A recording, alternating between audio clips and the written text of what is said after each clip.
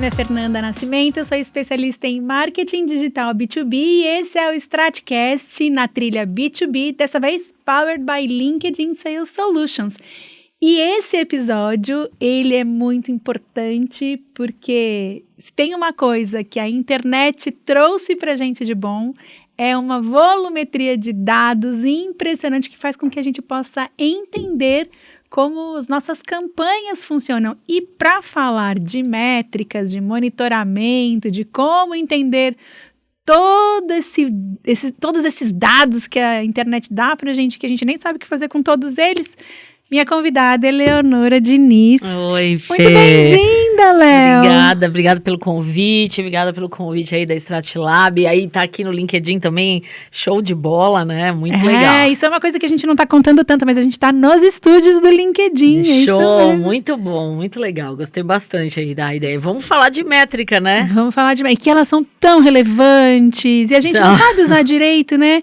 Sabe que tem um dado que eu gosto, que ele diz que no Brasil, o Brasil é um dos países que mais captura dados, mas a gente não usa nem 20% do que a gente captura. Eu acredito.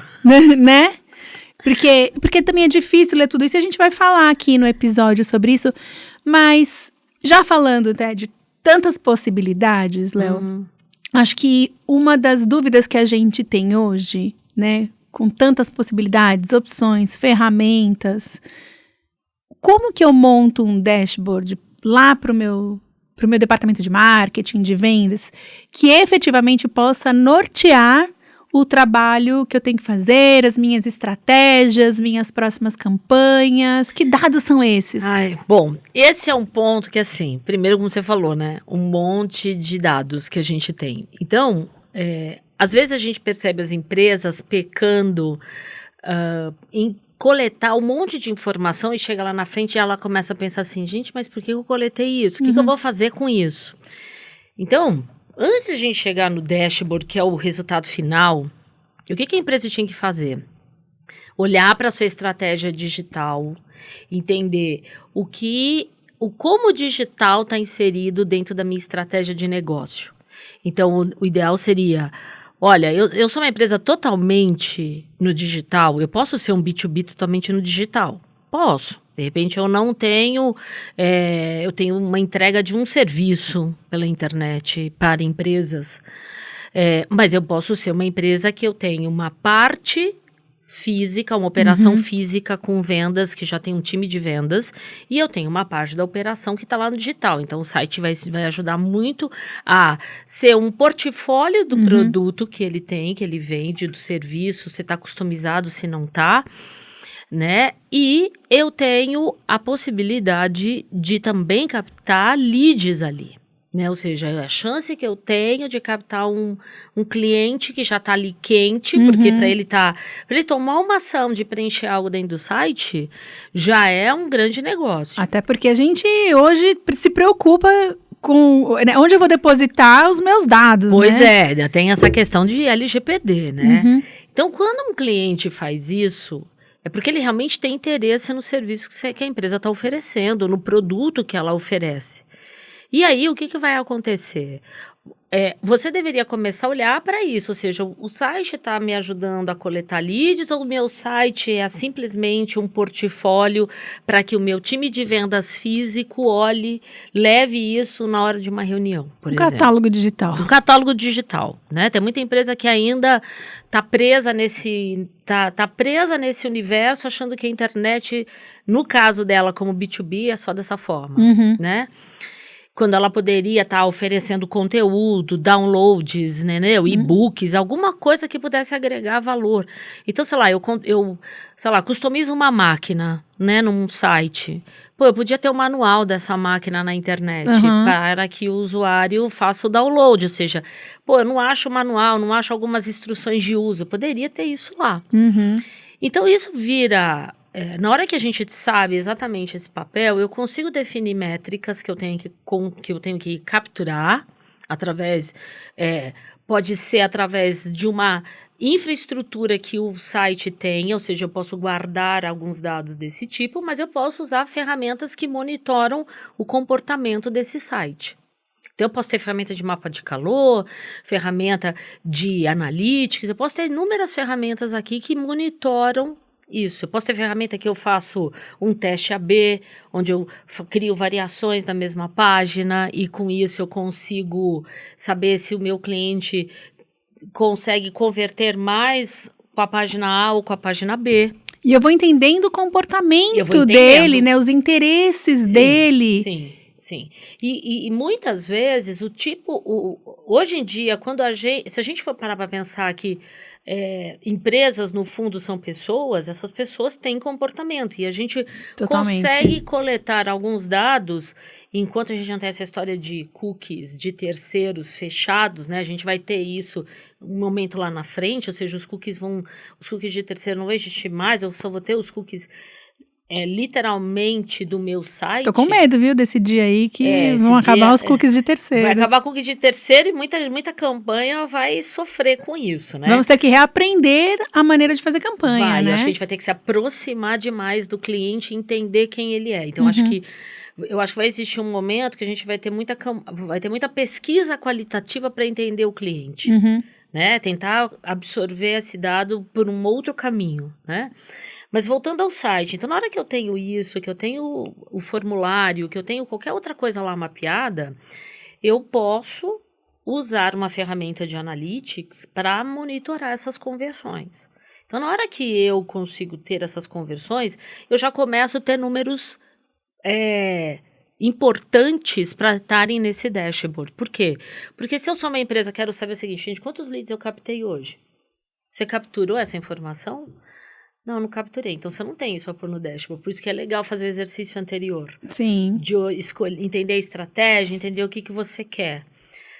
Então, quando eu tenho esse dado na mão, eu consigo ter isso num dashboard. Então, se eu tenho isso no dashboard, o que vai acontecer?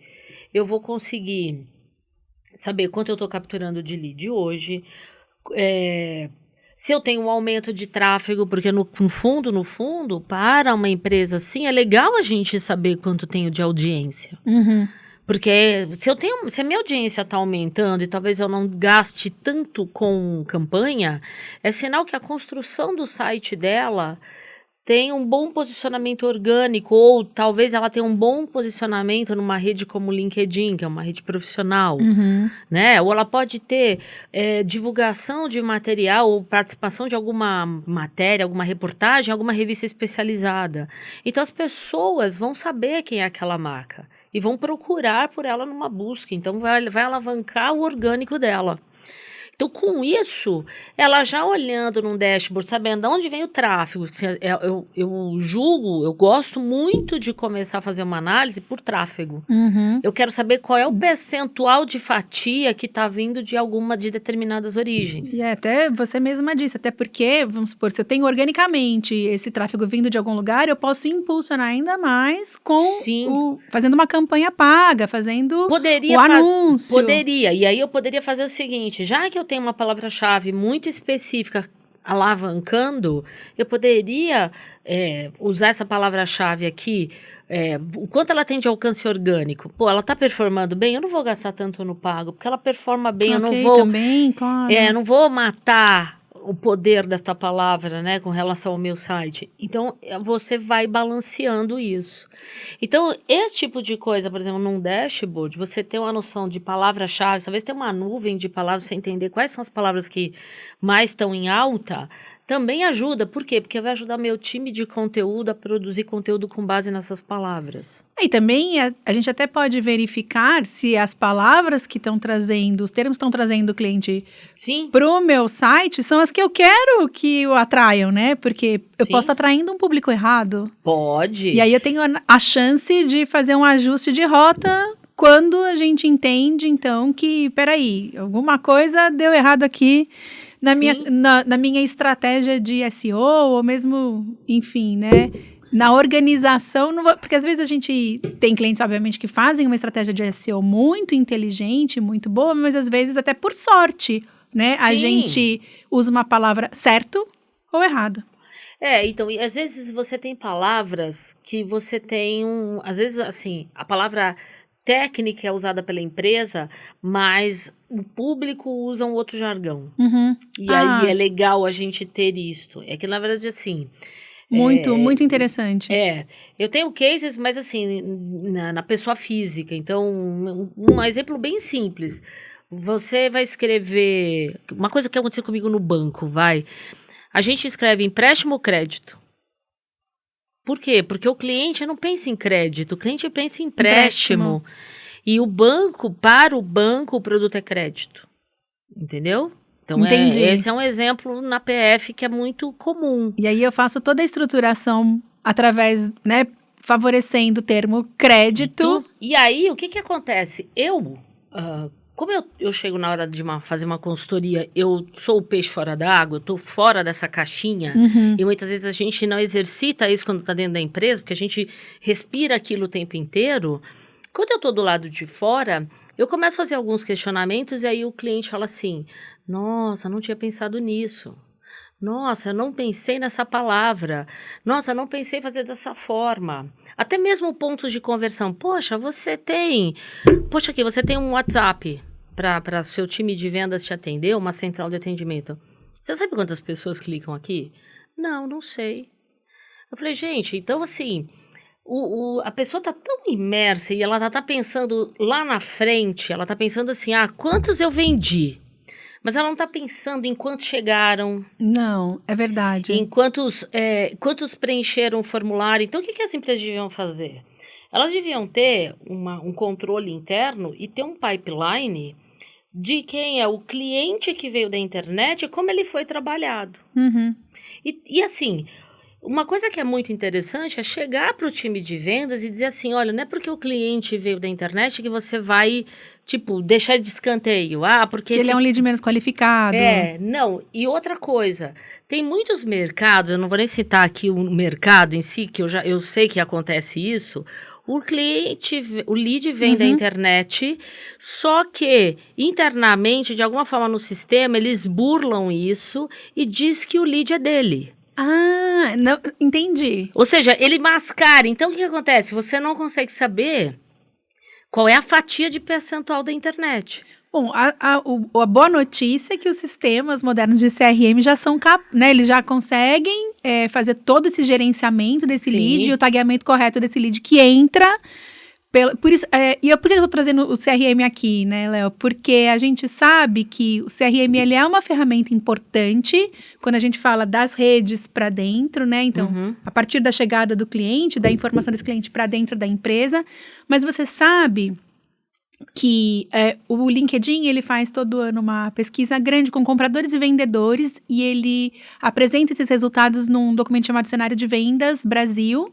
E a edição desse ano mostra claramente que uma das dores dos times de vendas é que, embora eles tenham ferramentas muito boas de CRM, um dos sofrimentos do time são não só os dados defasados, mas também quanto a falta de preenchimento correto dos campos. Então, quando as ferramentas já conseguem trazer o que pode ser, né, automatizado, e aí fica mais difícil você mudar esse dado, né? Porque se você faz essa alteração, fica registrado que a alteração foi feita, então isso também é uma forma de você proteger, né?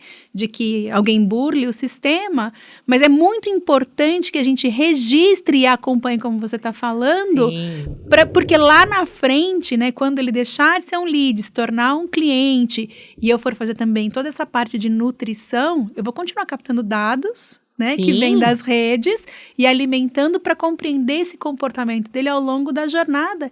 E é quando ele vai ficando também mais rentável para mim, esse cliente, né? Então, é bem importante essa observação que você fez da entrada num sistema. Por isso que eu fiz esse parênteses aqui. Então, esse ponto que você está falando do CRM, ou seja, a partir do momento que esse cliente veio pela internet e ele foi nutrido internamente pelo time de vendas e ele vai adquirindo produto ao longo do tempo, o que a empresa vai fazer? Ela vai calcular o lifetime value desse cara.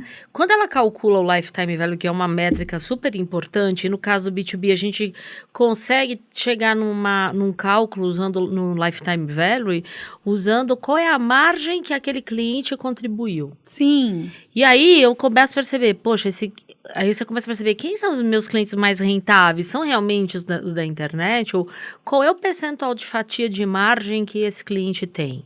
Isso é super importante para você quebrar os paradigmas também, Pois né? é. Porque as pessoas ficam com aquela coisa, será que esse lead da internet é tão bom, é quente, né? Existe, as empresas no B2B, elas acham que a internet é muito mais para PF do que para PJ. E não é verdade. Eu acho que você tem você tem mercado para as duas. Porque as empresas hoje em dia já perceberam que se elas não estiverem na internet, não adianta. Não. Né? Sabe que a gente tem falado muito sobre essa questão da aceleração da digitalização das empresas, né? E até da compra de diferentes sistemas e da aquisição de ferramentas novas. Tudo isso só tem valor se a gente muda exatamente esse mindset das pessoas, né? De que, ok, tenho tudo isso, mas como é que eu uso? Como é que isso se torna parte da minha rotina, porque também não adianta eu guardar o meu sistema na gaveta, né? Como é que isso se torna parte da minha rotina, para que efetivamente a gente possa compreender essa informação toda, né? Sobre comportamento, sobre de onde vem, sobre quanto tempo fica, quais são os meus pontos de toque, enfim. Isso tudo é tão... Bom, quando a gente começou, né? Na área de vendas B2B, muito tempo, ou na área de marketing B2B, muito tempo atrás, que a gente não tinha tantas ferramentas, eu acho que a gente não sonhava que esse dia, onde estava tão próximo. Estava tão próximo, com tantas possibilidades, tanta informação e tanta riqueza. Mas, se a gente não fizer o nosso papel dentro disso tudo, não adianta. Não adianta, a gente continua antes dessa aceleração, né? A gente fica lá no passado. É aquela história que eu estava falando. A empresa resolve ter um site como um catálogo digital ou ela usa o site para tentar fazer alguma coisa? Sabe que dentro dessa conversa aqui desse lugar onde a conversa chegou, Léo, eu fico pensando também que pouco tempo atrás, toda essa habilidade de lidar com os dados, ela era muito do pessoal de exatas. Eu sei que você é desenvolvedora, mulher desenvolvedora, já foi de exatas. Mas, de uma certa forma, eu lembro que quando toda essa história de internet, de dados, né, do que eu consigo ler desse comportamento do usuário, quando isso tudo começou, as empresas começaram a integrar aos seus times de marketing profissionais de exatas, de estatística, matemáticos e tal. E hoje... Isso tudo, esse letramento de dados, ele deixa de ser uma habilidade de exatas, ela tem que ser uma habilidade de todo mundo. Sim, porque se a gente for parar para pensar, uma coisa é o dado do digital, outra coisa é o dado interno que a empresa tem. Sim. Né? Então, assim, eu comecei a trabalhar com dados em 91. Então, assim, eu comecei a trabalhar, eu fazia um trabalho de DBA, eu modelava bases para cruzar, preparava essas bases que elas seriam utilizadas para gerar relatórios mais estratégicos. Então, imagina, eu não tinha vivência para isso. Eu não tinha uma vivência de entender essa coisa de estratégia. Eu tinha acabado minha faculdade. Não é que eu ia entender um pouco disso. Para mim foi muito difícil. Então, assim, se eu tinha poucos dados na época, imagina hoje quem cai de paraquedas. Nossa. Que tem dados para tudo quanto é lado. Então, assim, a gente começa a perceber que os profissionais... eles precisam começar a perder o medo de olhar para dados e de olhar para estatísticas. E mesmo que sejam estatísticas básicas. Então, por exemplo, olha, eu vou calcular uma média de venda. Eu vou calcular... Porque média é um problema na estatística. Sim. Porque às vezes a gente fala qual é o meu ticket médio, e o ticket médio não é uma métrica exclusiva de e-commerce, mas eu posso ter um ticket médio de venda no B2B. E aí eu falo assim, imagina que um mês você vendeu muito, aí você fala assim, pô, meu ticket médio, aí as pessoas, nossa, o ticket médio tá alto. Não, mas porque teve um mês que você disparou, outro mês você tá lá. Então, um compensa o outro. Então... as pessoas têm que entender um pouco qual é o risco de algumas dessas recursos estatísticos que a gente tem. Então, por exemplo, posso fazer uma projeção? Posso. Acontece que se eu tiver um pouco histórico, eu vou fazer uma projeção errada, porque ele está se baseando por um histórico muito pequeno. Então, às vezes as pessoas podem calcular alguma coisa e, tipo assim, elas não entendem esse viés. Então, assim, primeiro, acho que as pessoas precisam criar essa governança, precisa criar essa mentalidade dentro das empresas que elas precisam olhar para dados. Cada área vai ter seu pedacinho? Vai. Pode ser que o digital interfira em alguns pedaços? Pode ser. Então, marketing a gente já sabe que sim. O digital poderia afetar a RH? Poderia, porque ele pode estar coletando currículos através da internet. Claro. Ou seja, a pessoa de RH vai dizer assim, da onde eu tenho meus melhores As melhores entradas de currículo. De currículo, né? Os melhores profissionais. É o cara que vem pelo meu site ou porque eu tô lá no LinkedIn e eu abri uma vaga no LinkedIn? Ele tem que ter essa percepção. Até porque esse é um desafio grande das empresas hoje, conseguir fazer a captação do talento certo também, porque eu abro uma vaga, recebo muitos currículos, não tenho gente para ler esse tanto de currículo, né? Então, isso de fato, assim, e olha, a gente, como você disse, né, não tô nem falando de vendas e marketing, tô falando lá do RH, né? Ou seja, você percebe como a gente o digital pode interferir em algumas áreas aqui? Olha, mas eu tenho uma pergunta para você, que ela é... E como é que eu preparo o meu time? Porque, assim, eu acho assim que a gente ainda tem medo dos dados, senão a gente estava usando mais que 20%, né, do que a gente coleta. E também acho que tem uma dificuldade da gente...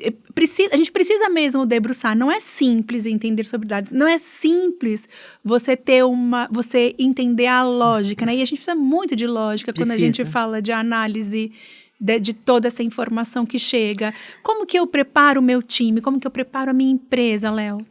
Olha, um ponto que eu percebo assim, acho que tem 2 pontos realmente, esse de preparar o time com conhecimento, com treinamento, mas também precisa preparar o time para todo mundo falar a mesma língua. Por quê? Porque na hora que a gente tem um cara de tecnologia, que tem uma linguagem técnica e você precisa dele, porque ele vai trazer o dado que você quer para você calcular depois, se você pedir errado ou se você pedir de uma forma que ele interprete sobre o contexto que ele tem, isso vai dar errado. Então, esse é o primeiro ponto. Então, assim, quando por exemplo, eu atuo em algumas escolas, mas eu tenho curso próprio. Por sinal, estou lançando um curso bacana, assim, para justamente... Vamos deixar lá nos comentários aqui do post que apresenta esse episódio, então, hein? Tem um curso, assim, a ideia é o seguinte, eu comecei a sentir que as pessoas tinham dificuldade, primeiro na hora de montar o site, elas tinham uma dificuldade, então tem que ter um pessoal letrado aqui. Como é que eu deveria organizar a informação para a gente não ter aquele problema do crédito e do empréstimo? Né? Ou seja, como é que eu organizo isso? Para isso também ser encontrado na busca, ou para que eu tenha uma comunicação clara, né? Depois eu tenho que pensar que eu tenho que preparar essas pessoas para que elas entendam que tipo de informação seria relevante eu ter para ter um indicador para estar lá no dashboard.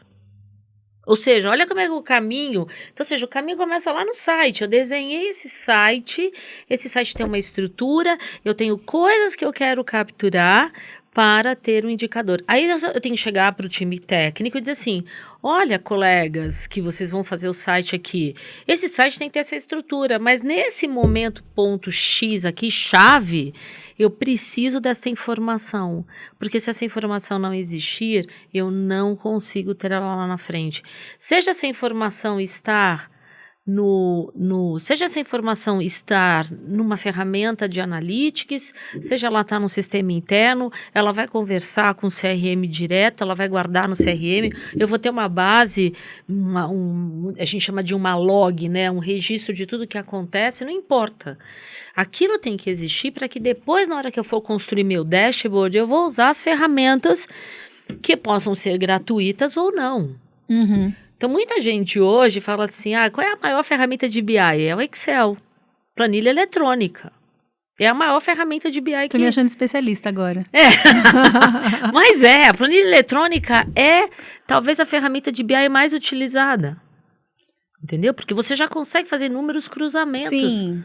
E totalizações. Dá até pra você montar um isso dashboard. É poder, né? A gente conseguir encontrar essa informação escondida, ele é muito poder. Eu me sinto bem quando eu vejo nos números, né, um indicador para um passo estratégico que vai diferenciar o meu resultado, né? Sim. Então, quer dizer, quando você prepara as pessoas entendendo a construção desse canal digital, entendendo essa questão de algoritmos para encontrar, seja algoritmo de site, seja algoritmo de rede social. Tá. Né? Quando eu faço as pessoas entenderem isso, que tipo de métricas eu posso extrair desses ambientes de social ou do meu site, né? Ou de busca, né? E depois eu oriento, ou seja, empodero esse pessoal a entender. Então, eu começo a ter feedback de aluno dizendo assim, cara, depois que eu fiz seu curso, eu me senti muito mais segura de pedir e de acompanhar. Olha, isso é tão relevante, viu? Porque as pessoas precisam se sentir... Elas têm que sentir que elas têm condições de fazer isso. Então, elas têm que perder o medo. E aí, quando chega lá na frente, tem que fazer análise. Então, ou seja, eu preparei todo mundo, fui calçando, né? Pavimentando a rua onde ela vai trilhar. Ou seja, quando ela vai trilhar, ela fala assim, pô, eu já sei quais são os passos que eu tenho que dar. E, Léo, isso transforma a carreira de um profissional. Transforma. Porque a gente sabe, né, que cada vez mais a gente vai ter ferramentas, cada vez mais a gente vai ter inteligência artificial, machine learning, e a gente também já cansou de escutar que o que vai diferenciar as pessoas dos robôs é a capacidade analítica. É o seu senso crítico, né? Você precisa ter a sua capacidade analítica e um senso crítico. Boa. Para entender que essa informação tá certa mesmo, porque máquinas podem errar. É isso. Máquinas podem errar. Por que elas podem errar? Temos que estudar. Temos. Por que elas podem errar? Porque elas podem ter... Você pode ter programado o algoritmo de forma errada. Sabe que a gente já falou bastante aqui, talvez a gente não tenha noção, mas a gente já caminhou bastante aqui no decorrer do nosso episódio. E eu queria te fazer uma pergunta. Eu queria que você contasse pra gente um case seu, porque acho que de uma forma muito inteligente, você durante o Big Brother Brasil desse ano, você brincou com as métricas e com a leitura, com o monitoramento das redes, com a leitura de todo esse movimento, para fazer predição dos resultados dos paredões. E eu acho que isso foi brilhante, porque de uma forma muito simples e até lúdica, você foi mostrando para a sua audiência, e você que está aí, olha, segue lá, Eleonora, tanto no LinkedIn quanto nas outras redes, porque tem muito conteúdo bom, eu aprendo bastante com a Léo. Você foi ensinando a gente o poder da leitura da informação que vem da internet, né? Então, a gente foi, de pouquinho em pouquinho, a gente foi se familiarizando com aquilo. Conta pra gente como foi. Foi tão engraçada essa história, porque... Eu acompanhei tudo, todas as semanas. Era muito engraçado que, assim, às vezes um dia eu demorava um pouco mais para fazer a apuração, e aí as pessoas chegavam para mim e falavam assim, professora, cadê a apuração de hoje do paredão? Eu falei, gente, ainda não consegui fazer, né? Porque, assim, imagina eu aqui, né? Aula, consultoria, treinamento, né? Ainda fazer apuração de Big Brother, né? Então, essa história foi muito engraçada, que alguém na minha equipe fez um comentário dizendo assim, sabia que uma médica ganhou 300 mil seguidores? Eu fiquei pensando, falei, caramba, olha isso, olha a oportunidade. Foi aí que aquilo me deu um estalo. Olha a oportunidade, vou usar isso para a minha aula. Não era para eu jogar na internet. Eu ia fazer para minha aula, ou seja, eu tenho uma aula de Social Analytics e de Social Listening, eu falei, gente, vou levar isso lá. E aí, conversando com uma pessoa, a pessoa chegou pra mim e falou assim, não, você tem que publicar. Eu falei assim, gente, mas se eu errar? Aí a pessoa chegou pra mim, né, meu sócio, chegou pra mim e falou assim, mas se você errar, você vai explicar por que você vai errar. Eu falei, quer saber? Eu vou arriscar. Eu falei, porque se eu errar, vai ser uma aula por que eu errei. Entendeu? Então, e porque o erro é pertinente. E o erro existe. Internet é teste AB. E aí, assim, dos 19 paredões, eu errei 2. Foi uma taxa de sucesso muito alta. Muito alta. Eu falei, gente, de 19 até aquele momento lá, que era paredão falso, até aquele eu acertei. Era um negócio, né? E aí, assim, o que eu fiz? Eu combinei dados quantitativos, ou seja, crescimento de seguidor só no Instagram. Nem olhei link, nem olhei Twitter, porque, na verdade, a maior parte dos participantes do Big Brother, eles querem alcance de Instagram. Eles não se preocupam com Twitter, né? Então, eu pensei, na época ali, quando veio aquele insight, eu falei assim, será que se eu olhasse só número de seguidores, isso iria me dar ia me dizer quem seria o eliminado? Então, eu pensei assim, não adianta eu olhar o número, eu queria olhar o número. E aí, nessas horas que as empresas têm que pensar, eu olho só para o indicador, eu tenho que olhar o número absoluto. Então, na hora que você fizer aquele dashboard, voltando lá no gancho do dashboard... Da primeira pergunta. Coloca o valor absoluto e coloca quanto cresceu. Porque, às vezes, o valor absoluto é tão grande e o crescimento é tão pequenininho que você poderia desprezar isso. Então, imagina que uma empresa... Ah, boa dica. Imagina que eu tenho uma empresa com uma receita de 500 mil. Entendeu? E aí eu falo assim, você teve um crescimento de 10%. Tá. Aí ela ganhou 50 mil. Sim. 10% é um número alto, mas talvez 50 mil de crescimento não é. Entendeu? Então, o número te engana nessa hora. Faz todo sentido. Então, o que eu fiz no Big Brother? Eu olhava o volume absoluto de seguidores que cada participante que estava no paredão ganhou. Ganhando.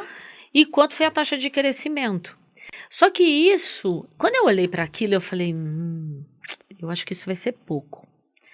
E isso é uma coisa que às vezes a gente também tem que pensar.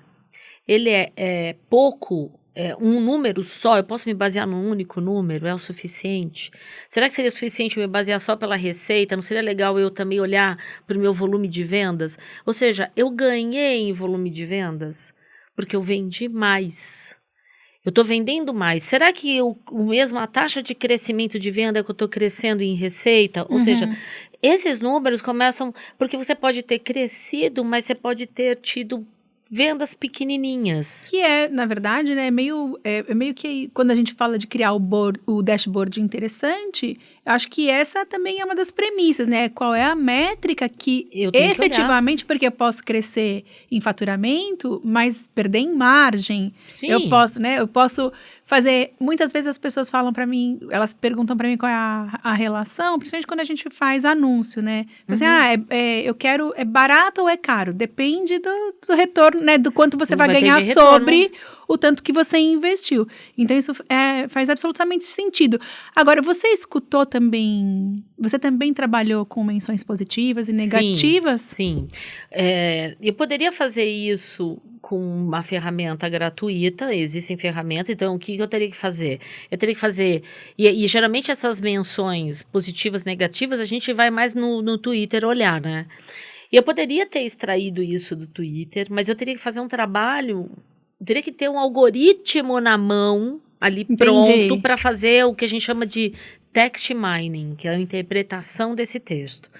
Na verdade, para fazer o positivo negativo, eu usei uma ferramenta paga, né? Eu tenho uma parceria com uma ferramenta que eu às vezes uso em aula, pedi permissão a eles, vocês podem me permitir o uso da ferramenta? Os caras, não, tudo bem, vocês podem usar, e se você quiser trocar ideia com o nosso time, que o nosso time também está acompanhando o Big Brother, eu falei, ótimo, né? Aí, beleza.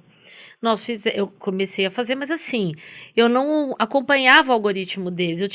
Na verdade, eu não tinha um algoritmo, você entendeu? Meu algoritmo era dado no Excel, calcula a taxa de crescimento, vê se tem alguma coisa que aconteceu. Seu algoritmo estava aqui. Meu algoritmo estava aqui.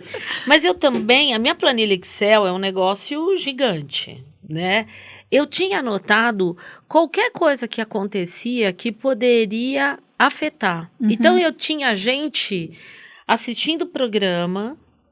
Às vezes, minhas sobrinhas assistiam o programa à tarde. Elas ficavam ligadas lá na Globo, vendo no canal dedicado de Big Brother. Rolou um babado. Anota aí na planilha. E aí a gente percebia se isso afetava o número de seguidores ou não. Então, assim, um exemplo clássico. A Maria, uma vez, joga o balde, bate o balde na cabeça, né, da Natália. Gente, Maria perdeu o seguidor. Eu nem lembrava disso. Maria perdeu o seguidor. Isso. Maria perdeu o seguidor. Agora o que a gente vê, o Eliezer, que saiu e tá lá com a Vitube, que é uma ex-BBB, grávidos e tudo mais. O cara explodiu de seguidor. Jade Picon, tá lá na Globo. Novela. Soube hoje que ela também foi convidada para cantar no final do Roberto Carlos. Ela vai ganhar seguidor. Nem sabia que ela cantava. Eu também não. Mas ganhou seguidor. Entendeu? Então, esse pessoal se baseia... Então, assim, a gente tá falando aqui de um mundo de celebridades, mas traz para a realidade da empresa. O que ela faz? E é super pertinente. Ela tem que ouvir o que as pessoas falam. Então, elas podem muitas vezes ouvir alguém falar da marca, falou que usou o produto. Do concorrente. Falar do concorrente. Ela pode estar falando de uma determinada situação que está acontecendo na empresa. Ou ela tá... muitas vezes alguém vai, às vezes, no LinkedIn e chega e fala assim... alguém aqui usa uma solução XYZ? Verdade. Pede opinião, pede recomendação. Tem até essa recomendação lá no LinkedIn. Você tem essa recomendação. Então, isso... Quando você está com os olhos atentos para todas essas interações, você começa a tirar um insumo, você sai na frente do concorrente. Então, e não tem muita gente prestando toda essa atenção. Não. Então, essa é a dica. Vamos um case que foi bem famoso, a pizza do Subway. O Subway, que só fazia sanduíche, resolveu fazer pizza. E aí, o que aconteceu? Ele não tinha ainda um processo bem arrumado para fazer a pizza, mas começaram a fazer pandemia, vamos fazer pizza. Um belo dia, o cara começa a fazer a pizza, entrega a pizza para um cliente. Pizza chegou destruída, parecia que uma criança de 5 anos tinha feito a pizza. Infelizmente, aconteceu isso. E aí, qual foi a repercussão? O cliente vai a público, vai no Twitter e começa a falar, gente, eu não perdi até a vontade de comer a pizza. Olha a pizza que chegou. Foto da pizza. O que aconteceu? Domino's Pizza fez o manual da pizza e entregou nas unidades da Subway no Rio de Janeiro. Olha isso. Por quê? Porque ela percebeu, ou seja, o listening contou para ela que tinha um boom, tinha um buzz, na verdade, né? Que é quando a gente tem tinha um buzz falando de pizza do Subway. E a gente vê isso o tempo todo, né? Os community managers, né, são muito bons usando esse buzz e agora eles se conversam, são amigos lá na empresa de streaming ou então nos bancos. E isso tudo é muito favorável porque humaniza, né, conforme a gente usa o dado, né, e esse comportamento do cliente para a gente criar as nossas estratégias. Isso humaniza, isso favorece, né? E faz com que a gente tenha de verdade, chegue a lugares que a gente não chegava antes. Léo, quanta informação! Quanta informação! Você sabe que eu tinha até mais, a gente tinha mais perguntas para fazer para você, mas a gente vai deixar isso para um próximo episódio, que eu sei que ele vai acontecer, né? E eu queria te agradecer por você ter trocado tanto aqui hoje. Eu acho que esse mundo das métricas, ele é um mundo que a gente sabe que precisa tanto, mas que a gente de alguma forma é receoso dele, deixa ele num cantinho, a gente olha, né? Às vezes a gente olha, a gente namora, mas a gente não noiva com ele muitas vezes.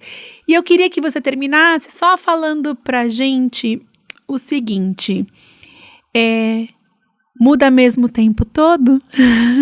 O tempo todo tem que estar aprendendo sobre esse negócio de métrica e de algoritmo e de novas possibilidades. Tem, porque assim, como a gente já falou aqui, né? A gente vai ter o fim dos cookies de terceiro, a gente vai ter que mudar. Ou seja, vai mudar. A gente vai ter que mudar a forma de saber quem é o cliente, de entender a necessidade dele. As ferramentas mudam. né? Então, a gente só não tem um tipo de buscador, a gente só não tem um tipo de rede social, a gente não tem uma única ferramenta de analytics, uma única ferramenta. Só pra você ter uma ideia, só no mercado americano são mais de 9.000 ferramentas. Só no americano. Muitas possibilidades, que evoluem todos os dias, que tem times lá, ó, trabalhando para ficar melhor e melhor. Então, o que acontece? A gente tem que estar acompanhando, a gente vai estar mais próximo agora dessa história de inteligência artificial. Então, a gente já vai ver. E aí tem um problema, né? Porque as pessoas podem ficar confiando cegamente na inteligência artificial e perde a oportunidade e perde a possibilidade de exercitar seu senso crítico para fazer uma análise. Então, eu acho que assim, se as pessoas andarem nesse comodismo, eu vou ter mais trabalho. Porque é bom. Porque é bom, porque na verdade é o seguinte, as pessoas vão dizer assim, olha, tô aqui acompanhando essas análises, mas eu não saio do lugar. Por quê? Porque ela está enxergando só um pedacinho. Uhum. Ela não está enxergando. E quem entende do negócio é ela, não a inteligência artificial, entendeu? Exato. Então, precisa disso. A capacidade humana, muitas vezes, fica de lado quando a gente se apega demais ao uso da tecnologia. Confia demais. Então, por exemplo, você provavelmente hoje guarda menos números de celular do que você guardava antigamente. Na cabeça. Não sei o número de ninguém. Pois é. Por quê? Porque o meu celular sabe. Nem preciso, né? Posso guardar minha cabeça em outras coisas. Em outras coisas. Então, isso acaba, muita gente vai fazer isso com dados, mas vai perder a oportunidade de enxergar alguma outra coisa que as ferramentas não vão enxergar. Não, sabe por que a gente não vai? Porque a gente vai continuar te seguindo, Léo. Olha, já dei a dica. Siga a Eleonora no LinkedIn, nas outras redes, porque vale muito a pena, é muito conteúdo bom. E eu sou grata por acompanhar tão de perto tudo isso. Léo, muito obrigada. Imagina, muito obrigada, Fernanda, por eu estar que agradeço. Conosco. Vai ter outra oportunidade, outro episódio com a gente, porque a gente tem mais informação para compartilhar. E para você que acompanhou esse episódio, super obrigada. Continua com a gente, tem mais coisas chegando. Muito obrigada e a gente se vê logo mais. Tchau, gente.